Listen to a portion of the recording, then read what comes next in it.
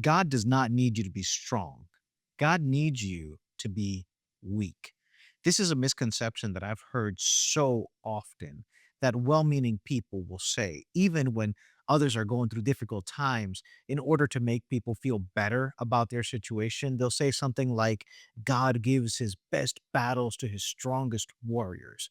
But that's not biblical truth. In fact, the Bible is very clear about the opposite. The Bible tells us about the story of David and Goliath, for example. David did not defeat Goliath, this giant who was threatening the people, because he was a powerful warrior. In fact, he was not. He was a teenager. He was weak. He had no battle training. He didn't have armor even that fit him or a weapon that was worthy of battle. He didn't defeat Goliath because of his battle training, his armor, his weaponry, or any of those things. He defeated Goliath because he went in the name of the Lord. The Bible is very clear time and time again that it's not because people are strong that they succeed. It's in fact because they are weak that they do well. And the book of First Corinthians, Paul tells us this very clearly as he's speaking to the church in Corinth. He says in chapter 1, verses 26 through 29 in First Corinthians, remember, dear brothers and sisters, that few of you were wise in the world's eyes, or powerful or wealthy when God called you. It's not that there was a lot of you. He says there was very few of you that were actually wise or wealthy in the eyes of the world. He says instead, God chose things the world considers foolish in order to shame those who think they are wise. And he chose things that are powerless to shame those who are powerful. God chose things despised by the world, things counted as nothing at all, and used them to bring to nothing what the world considers important. As a result, no one can ever boast in the presence of God. The truth is that this idea of us calling ourselves strong, that God chose us for these battles, is just a form of self exaltation that we need to repent from. The fact of the matter is that God didn't choose us because we were great, because we were strong. He chose us so that we could be his children and enjoy his salvation, period. And we need to come to terms with the fact that some of the things that we're going to face, we cannot face them without him. And the sooner that we accept our weakness, the sooner we can accept his power. It's when we surrender to the power of God that we can actually experience what real strength is.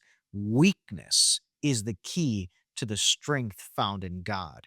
We see salvation that came to the world come in the form of a baby. And what's more vulnerable and weaker than a baby born in a manger? The Bible tells us about Jesus, who liberated the world, who freed everyone from the power of sin, from the power of death, who said, "O death, where is thy sting?" Who resurrected from the dead.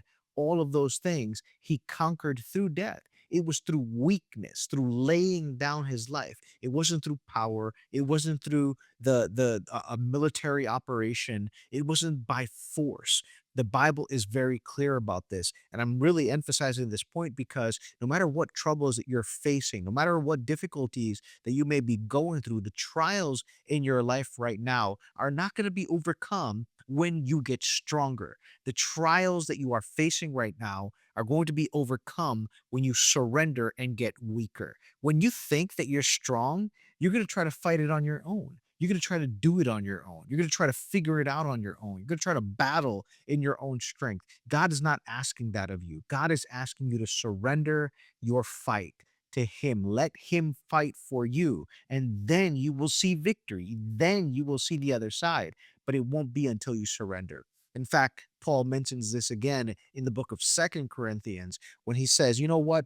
If I'm going to boast about anything, it's about my weakness. Look at Second Corinthians chapter 12, verses 9 through 10. Each time he said, because Paul was struggling with a weakness that he couldn't overcome, he called it a thorn in his side. He kept praying for God to take it away from him, but God didn't do it. Each time he would say, my grace is all you need. My power works best in weaknesses.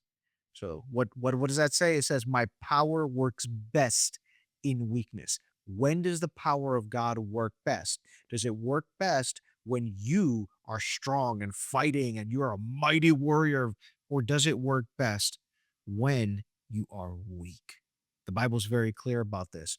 It says, "So now I am glad to boast about my weaknesses so that the power of Christ can work through me. That's why I take pleasure in my weaknesses and in the insults, the hardships, the persecutions, and troubles that I suffer for Christ. For when I am weak, then I am strong." So, no, my friends, God is not expecting you to be strong. God is not calling you to be strong for Him. God is calling you to be weak, because when you're weak, then you surrender. And when you surrender, then God's power can be made perfect in you, and His power is perfected in weakness. So surrender. Don't try to do it on your own. Don't try to deny that you're doing it on your own. Accept that you can't change it. Accept that you can't control it. Accept this world as it is, not as you wish you would have it. And then ask God for the power to strengthen you when you are weak. I hope you have a blessed week. I hope that you can surrender whatever it is that you're facing to God, and that you could admit you are weak so that then you can be made strong through the power that God is offering. Let us know if there's anything that we can pray for you for, and I'll see you in the next one. Peace.